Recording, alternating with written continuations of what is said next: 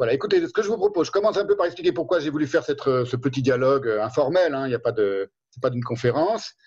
C'est par rapport à la vidéo que j'ai diffusée, qui a suscité pas mal de commentaires parmi mes amis, parmi tout ça, pour ou contre, en appelant à voter Mélenchon. Alors, première chose, bon, cette vidéo, je l'ai faite vraiment de manière improvisée. Je l'ai appelé comme ça, je l'ai intitulé j'appelle à l'écrivain Zagdanski appelle à voter Mélenchon premier tour.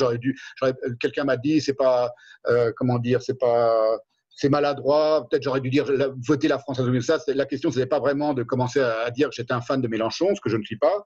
C'était vraiment de dire en gros, de partir de là où j'en étais moi, à savoir, étant donné ce qu'est ma réflexion sur la société, contentons-nous de la société française, hein, mais c'est évidemment que c'est élargissable à l'Europe et au monde.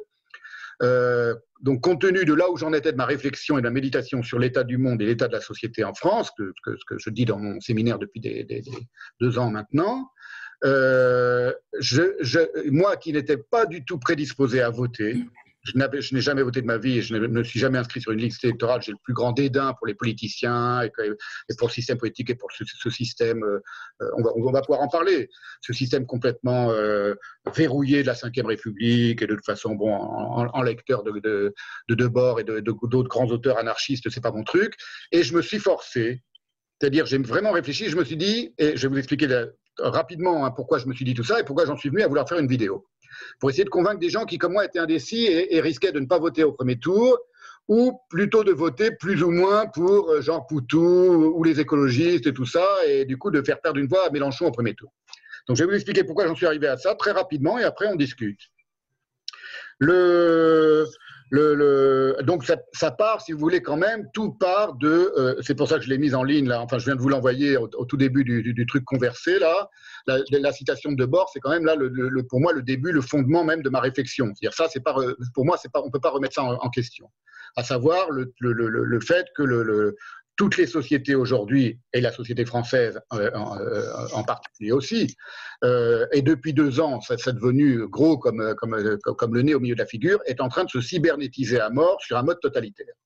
Sur un mode qui va devenir vraiment totalitaire. Et le mot n'est pas du tout exagéré, c'est quelque chose qu'avait annoncé déjà Léo Strauss. Donc, bon, si vous suivez le séminaire depuis le début, vous savez, j'ai fait beaucoup de citations qui vont dans ce sens-là, et Heidegger évidemment. Donc ça, c'est vraiment, comment dire, c'est indiscutable.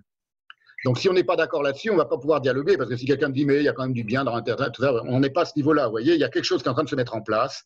On le voit avec, par exemple, pour donner juste des exemples précis et récents, on le voit avec les manifestations au Canada.